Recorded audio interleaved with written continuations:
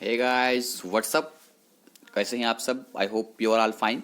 सो guys, हम अपनी इस सीरीज को कंटिन्यू करेंगे जो हमारी टॉप 100 एमसीक्यूज की सीरीज चल रही है, environment, ecology and biodiversity. So guys, इसके बाद आपको कौन सा टॉपिक चाहिए, यानी कि जैसे हमारे 100 क्वेश्चंस कंप्लीट हो जाएंगे, इसके बाद आपको कौन से क्वेश्चंस चाहिए, किस टॉपिक पे क्वेश्चंस चाहिए, I will bring all those MCQs for you. So guys देखिए, यहाँ पे आपको हमारी ऑफिशियल एंड्रॉइड ऐप डाउनलोड करनी होगी, ठीक है, जिसमें आपको 150 प्लस मॉक टेस्ट अभी ऑफर चल रहा है, रमजान का कुछ दिन बचे हुए हैं, ठीक है, जहां पे आपको 99 रुपीज में खाली फाइनेंस अकाउंट असिस्टेंट के लिए sectional and full mock test guys वहां पर मिल रहे हैं, ठीक है। आप हमारी एप्लीकेशन का लिंक आप एप्लीकेशन डाउनलोड कर सकते हैं, लिंक डिस्क्रिप्शन बॉक्स में आपको दे रखा है। आप ये कोड यूज कर सकते हैं। रमजान आप कुछ बच्चे करते सर हमारे 149 कट रहे हैं, इसलिए कट रहे हैं क्योंकि बच्चे आप वहां पे रमजान आपका कोड यूज नहीं कर रहे हैं, इसलिए गाइज आपके पैसे कट रहे हैं। बच्चे तो क्या कर लीजिए, हमारा चैनल सब्सक्राइब कर लीजिए यार, ठीक है। और थोड़ी सी अगर आप चाहते हैं तो वीडियो को हमारे को शेयर भी कर सकते हैं और हमारी वीडियोस को लाइक भी कर सकते हैं बच्चे, ठीक है। तो बढ़ते हैं आज की वीडियो की तरफ, देखते हैं पहला क्वेश्चन आज की वीडियो का। सो गाइस, पहला क्वेश्चन है आज की हमारी वीडियो का, which of the following ecological pyramid is always upright. इनमें से कौन सा इकोलॉजिकल पैरामिड जो होता है वो हमेशा अपराइट होता है, यानी कि इस तरह से होता है, ठीक है, अपराइट होता है। तो pyramid of energy, pyramid of number, both या none of the above. So guys देखिए, जो हमेशा अपवर्ड होता है उसको हम बोलते हैं पैरामिड ऑफ एनर्जी। हमेशा एनर्जी का पैरामिड, देखिए इसमें एनर्जी का पैरामिड अपराइट क्यों होता है, क्योंकि देखिए यार होता क्या है, सबसे पहले हमारे पास ग्रास होता है, ठीक है, मतलब निचले वाले ट्रॉपिकल लेवल होता है, उसके बाद हमारे पास उसको खाने वाले थोड़े कम होते हैं, फिर इन खाने वालों को ऊपर और कम होते हैं, ठीक है, इसको खाने वाले ऊपर और कम होते हैं, इसको खाने वाले ऊपर और कम होते हैं। तो इस तरह से हमारा जो ये ग्राफ है, ये पैरामिड जो है ये कम होता रहता है, इसलिए हम इसको बोलते हैं पैरामिड ऑफ एनर्जी। यानी कि एनर्जी लेवल जो है ना, यहाँ से इसने एनर्जी ली वो कम होती रही है, वो कम होती रहती है, जो एनर्जी ट्रांसफर जो लेवल होता है ना वो आगे कम होता रहता है। सो गाइस, इसलिए इसका आंसर हमारे पास पैरामिड ऑफ एनर्जी। अगला क्वेश्चन देखते हैं बच्चे, ये क्वेश्चन है, the pyramid of numbers in a single tree. एक सिंगल ट्री में जो पैरामिड ऑफ नंबर है वो किस तरह का होगा। आपको बच्चे पता है कि हमारा ट्री कुछ इस तरह से होता है, ठीक है, तो वो वहां पे पैरामिड नंबर किस तरह का होगा, अपराइट होगा, इन्वर्टेड होगा, स्पिंडल शेप होगा, या नन ऑफ दीज होगा। गाइस यहाँ पर आप अपना जो माइंड है, ठीक है, उसको थोड़ा सा लगा के उसको यूज करके आप इस क्वेश्चन का आंसर कर सकते हैं, ठीक है। देखिए अपराइट, तो यहाँ पे अपराइट की कोई संभावना नहीं है, ठीक है, अपराइट तो ये बन नहीं रहा है, ना ही ये हमारे पास क्या बन रहा है, ना ही ये हमारे पास इन्वर्टेड बन रहा है, ठीक है। अब बन क्या रहा है बच्चे, ये देखिए, तो यहां पर क्या बनेगा, ऑप्शन जो आपको दिख रहा है स्पिंडल शेप की, स्पिंडल की तरह इसकी शक्ल बन रही है। सो गाइस यहां पे इसका आंसर होगा option number C. Okay guys,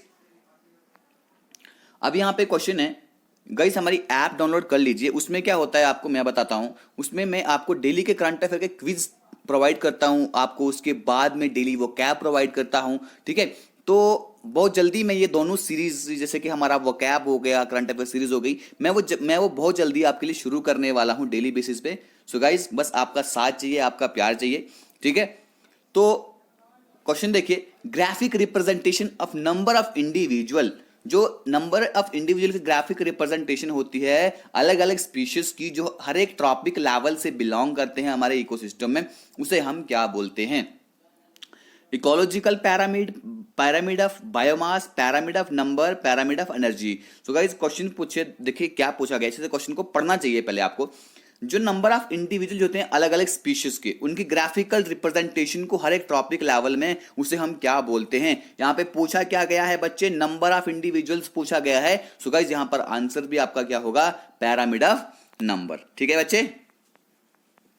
ये क्वेश्चन देखिए, pyramid of biomass is inverted इन, जो बायोमास है उसका जो पैरामिड जो होता है वो हमारे पास इन्वर्टेड होता है, किस इकोसिस्टम में, forest ecosystem, grassland ecosystem, fresh water ecosystem, या टुंड्रा जो हमारा क्या होता है इकोसिस्टम होता है उसमें। जो गाइस बच्चे, जो पैरामिड ऑफ बायोमास जो होता है वो इन्वर्टेड होता है किस में, फ्रेश वाटर इकोसिस्टम में हमारा क्या होता है, पैरामिड ऑफ बायोमास इन्वर्टेड होता है, ठीक है।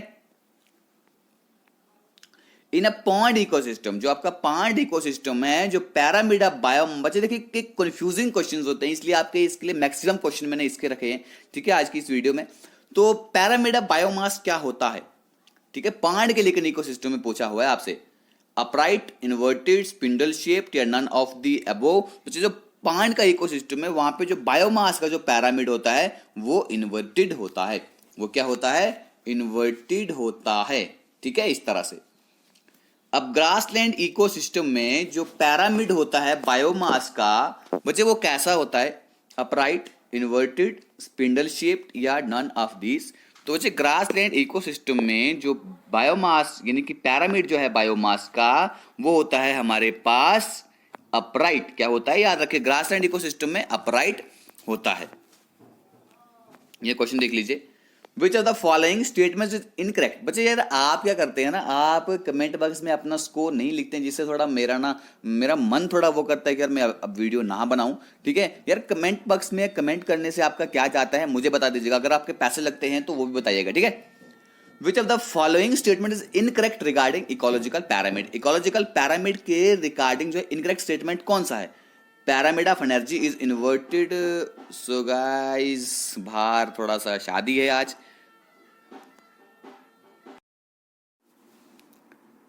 तो गाइस अगला क्वेश्चन है यहाँ पर हमारे पास 47। तो यहाँ पर बोला है कि इकोलॉजिकल पैरामिड के रिगार्डिंग यहाँ पे कौन सा स्टेटमेंट इनकरेक्ट है यानी कि गलत है। अब देखिए, पैरामिड ऑफ एनर्जी जो है ओशन के इकोसिस्टम में इन्वर्टेड रहता है। पैरामिड ऑफ बायोमास जो है वो एक्वेटिक इकोसिस्टम में इन्वर्टेड रहता है। पैरामिड ऑफ नंबर जो है वो ग्रासलैंड इकोसिस्टम में अपराइट रहता है। और पैरामिड ऑफ बायोमास जो है ये ग्रासलैंड इकोसिस्टम में क्या रहता है? अपराइट रहता है। तो बच्चे इन्होंने इनकरेक्ट आपसे पूछा है। तो देखिए, जो पैरामिड ऑफ एनर्जी जो है ना, ये इन्वर्टेड नहीं होता है, बल्कि ये ओशन इकोसिस्टम में अपराइट होता है। क्या होता है? अपराइट होता है, ठीक है। बाकी ये सारे बिल्कुल यहाँ पर ठीक ऑप्शन है आपके सामने। तो बच्चे चलते हैं अगले वाले क्वेश्चन। दोबारा इस वीडियो को आधे से आगे रिकॉर्ड कर रहा हूँ क्योंकि बीच में शादी थी आज, यहाँ पे ढोल बज रहे थे, तो जिसकी वजह से इसको मैं कंटिन्यू नहीं कर पाया था। फिर से 1 घंटे के बाद आपके आगे वीडियो रिकॉर्ड कर रहा हूँ guys. Organisms having the potential for interbreeding and producing fertile offspring. अब जो ऑर्गेनिजम्स में क्या होता है, उनको इंटरब्रीड करने का पोटेंशियल होता है और यहाँ पे उनके फर्टाइल ऑफस्प्रिंग प्रोड्यूस करने का पोटेंशियल होता है। उसे हम क्या बोलते हैं? क्लास, आर्डर, जीनस या उसको हम बोलते हैं स्पीशीज। जिन ऑर्गेनिज्म में ये पोटेंशियल होता है कि वहाँ पे इंटरब्रीड कर पाएं, उसे बच्चे हम बोलते हैं स्पीशीज। क्या बोलते हैं? उसे हम स्पीशीज बोलते हैं। अब अगला क्वेश्चन है बच्चे हमारे सामने कि group of individuals of a plant और एनिमल स्पीशीज। प्लांट या एनिमल स्पीशीज के जो इंडिविजुअल का ग्रुप होता है, ठीक है, जो किसी एक एरिया में रहते हैं, उसे हम क्या बोलते हैं? Biome, population, ecosystem, community. बच्चे उसको हम बोलते हैं पॉपुलेशन, यानी कि ग्रुप ऑफ इंडिविजुअल्स। बच्चे आपसे पूछा गया है, चाहे वो प्लांट का हो या एनिमल स्पीशीज का हो, तो किसी एरिया में जो रहते हैं उसे अपन बोलते हैं पॉपुलेशन। क्या बोलते हैं? पॉपुलेशन। अब अगला क्वेश्चन देखिए बच्चे, क्लाइमेट्स में क्या चीजें आती हैं? सीजनल वेरिएशन को हम क्लाइमेट बोलते हैं, या जो जनरल पैटर्न होता है हमारी एटमॉस्फेरिक कंडीशंस का, उसे हम बोलते हैं, या average weather of an area, किसी एरिया का एवरेज वेदर को हम क्लाइमेट बोलते हैं। तो बच्चे बिल्कुल हम किसको बोलते हैं? यानी कि सीजनल वेरिएशन को भी हम क्लाइमेट बोलते हैं। क्या कैसा कैसा वेरिएशन वहाँ पे होता है, या जो वहाँ पे एटमॉस्फेरिक कंडीशन का जो जनरल पैटर्न होता है उसे भी हम क्लाइमेट बोलते हैं। और उस एरिया का एवरेज वेदर क्या है, 20 साल से 30 साल तक कैसा वेदर वहाँ पे रह रहा है, उसको हम क्लाइमेट बोलते हैं। तो बच्चे ये था हमारा 50th क्वेश्चन। अब अगला क्वेश्चन देखते हैं, the maintenance of relatively constant internal environment. जो हमारा रिलेटिवली कांस्टेंट इन्वायरमेंट है उसकी मेंटेनेंस को अपन क्या बोलते हैं? होम्योस्टेटिस, एक्सोथर्म्स, होम्योबक्स या एंडोथर्म्स। तो बच्चे उस चीज को हम बोलते हैं यहाँ पर होम्योस्टेटिस। याद रखना, जो हमारा इंटरनल इन्वायरमेंट जो रिलेटिवली कांस्टेंट है उसकी मेंटेनेंस को क्या बोलते हैं? होम्योस्टेटिस। याद रखेगा बच्चे, क्या बोलते हैं? होम्योस्टेटिस। अब यहाँ पे क्वेश्चन है, जो अल्ट्रावायलेट रेडिएशन होती है, ठीक है, जो लेथल नहीं है, खतरनाक उतनी नहीं है, लेकिन हार्म है, ज्यादा लेथल नहीं, ज्यादा मतलब लीथल होता है ना, बहुत खतरनाक होती है, उतनी नहीं है, लेकिन फिर भी ऑर्गेनिज्म के लिए वो हार्मफुल होती है, ठीक है। 0.1 to 0.28, 0.28 to 0.32, 0.32 to 0.4, 0.4 to 0.5। तो बच्चे इसका जो आंसर है ना वो है हमारे पास 0.28 से लेकर 0.32 तक जो हमारी क्या होती है अल्ट्रावायलेट रेडिएशन जो होती है वो लीथल नहीं होती है, लेकिन फिर भी ऑर्गेनिज्म के लिए क्या होती है, ये हार्मफुल होती है। अगला क्वेश्चन है, जो इकोलॉजिकल नीचे होता है किसी ऑर्गेनिज्म का वो क्या चीज रिप्रेजेंट करता है?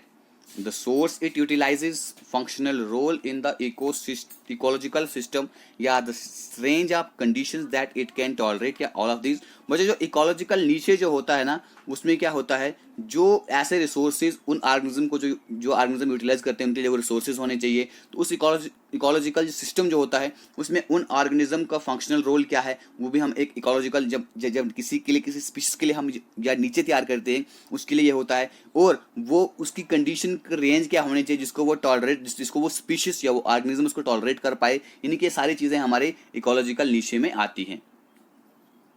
रिस्पायरेटरी रूट्स आर नोन है, जो हमारे रिस्पायरेटरी रूट्स हैं उन्हें अपन क्या बोलते हैं? वेलामिन, न्यूमैटोफोर्स, हाइडाथोड या प्रॉप रूट्स। तो बच्चे हम जो रिस्पायरेटरी रूट्स होती हैं उन्हें हम बोलते हैं न्यूमैटोफोर्स। क्या बोलते हैं बच्चे? न्यूमैटोफोर। अगर अच्छी लग रही है वीडियो को लाइक ठोक दीजिए यार, ठीक है। तो चलिए अगला क्वेश्चन देख लेते हैं। गाइस लाइक से क्या होता है कि हमें थोड़ी सी मोटिवेशन मिलती है और आपके लिए ज़्यादा वीडियो लेकर आते हैं, ठीक है। The gradual psychological adjustment to slowly changing new environmental conditions. जो ग्रेजुअल साइकोलॉजिकल एडजस्टमेंट होती है, जो हमारा स्लोली चेंजिंग नया इन्वायरमेंट होता है उसकी कंडीशंस को हम क्या बोलते हैं? सिलेक्शन, इंट्रोडक्शन, एक्लिमाइजेशन, ठीक है, एक्लीमेटाइजेशन या क्वारंटीन। तो बच्चे जो ग्रेजुअल साइकोलॉजिकल एडजस्टमेंट है जिससे कि हम आहिस्ता आहिस्ता अपने उस इन्वायरमेंटल कंडीशन में क्या करते हैं उसको एडजस्ट कर लेते हैं, आहिस्ता आहिस्ता उस कंडीशन को हम बोलते हैं क्या बोलते हैं बच्चे? एक्लीमेटाइजेशन, ठीक है, एक्लीमेटाइजेशन। तो आपको पता है क्वारंटीन क्या होता है, ये आपको पता है कि 14 डेज तक जब क्वारंटीन रखा गया था जिस चीज को, तो वो सबको पता है कि क्वारंटीन क्या होता है। बच्चे अगला क्वेश्चन है हमारे पास, upper layer of a water in a single body of water.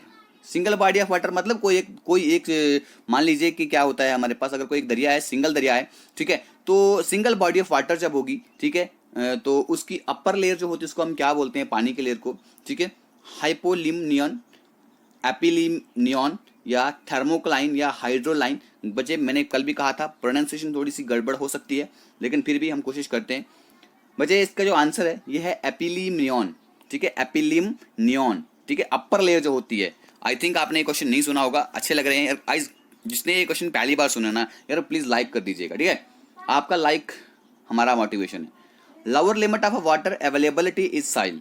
जो लोअर लिमिट होती है वाटर अवेलेबिलिटी इन साइल, इन होगा यहाँ पे, ठीक है, इन साइल इज नोन एज, मतलब पानी की अवेलेबिलिटी बिल्कुल लोअर लिमिट पे है मिट्टी में, उसे हम क्या बोलते हैं? फील्ड कैपेसिटी, हाइपोलिमनियन या थर्मोक्लाइन या विल्टिंग पॉइंट। तो बच्चे हम उसे क्या बोलेंगे? पॉइंट यहाँ पर बोला है और यहाँ पे लोअर लिमिट बोली है, बच्चे इसका आंसर क्या होगा? Wilting point. याद रखिएगा इस क्वेश्चन को। MAB प्रोग्राम स्टैंड्स फॉर, जो MAB प्रोग्राम है ये इसका मीनिंग क्या है? आई थिंक ये क्वेश्चन आपसे कल भी डिस्कस किया था, ठीक है। मैं वीडियो को यहाँ पे थोड़ा सा पास कर रहा हूँ। इस क्वेश्चन का आंसर 58 क्वेश्चन का आंसर सारे के सारे बच्चे यहाँ पर करेंगे, क्योंकि मैंने MAB जो है आपसे कल भी डिस्कस किया था कि MAB होता क्या है, ठीक है बच्चे। चलिए आपने आंसर कर दिया होगा। रेड बुक डेटा में किस चीज का डेटा होता है? रेड बुक डेटा जो होता है उसमें किस चीज का डेटा होता है? जितने भी प्लांट के स्पीशीज होते हैं या जितने भी एनिमल के स्पीशीज होते हैं या जो हमारे लिए इकोनॉमिकली इंपॉर्टेंट हमारे लिए स्पीशीज हैं, यानी कि इकोनॉमिकली इंपॉर्टेंट स्पीशीज हैं हमारे लिए, या थ्रेटन्ड स्पीशीज। तो बच्चे जो रेड बुक डेटा जो होती है ना उसमें हमारा कौन से स्पीशीज आते हैं? हमारे थ्रेटन्ड स्पीशीज जो होते हैं, यानी कि जो खत्म होने की कगार पे हैं, तो उनको हम रेड बुक डेटा में उनको रखा जाता है। वीडियो का लास्ट क्वेश्चन है, अच्छी लगी है वीडियो तो वीडियो को लाइक कर देना और बाद में शेयर भी कर देना, ठीक है। International union for conservation of nature and natural resources headquarter है, जो IUCN का जो हेडक्वार्टर है बच्चे वो कहाँ पर है? Mog Switzerland, Paris France, Vienna Austria, New York USA। तो कहाँ पर है बच्चे इसका वो हेडक्वार्टर? तो वो है हमारे पास मॉग स्विट्जरलैंड में IUCN का हेडक्वार्टर है। तो वैसे ये थी हमारी आज की वीडियो। अच्छी लगी है हमारी वीडियो तो वीडियो को लाइक कर दीजिएगा, ठीक है, बाद में वीडियो को शेयर भी कीजिएगा। So guys thank you, God bless you all, जय हिंद।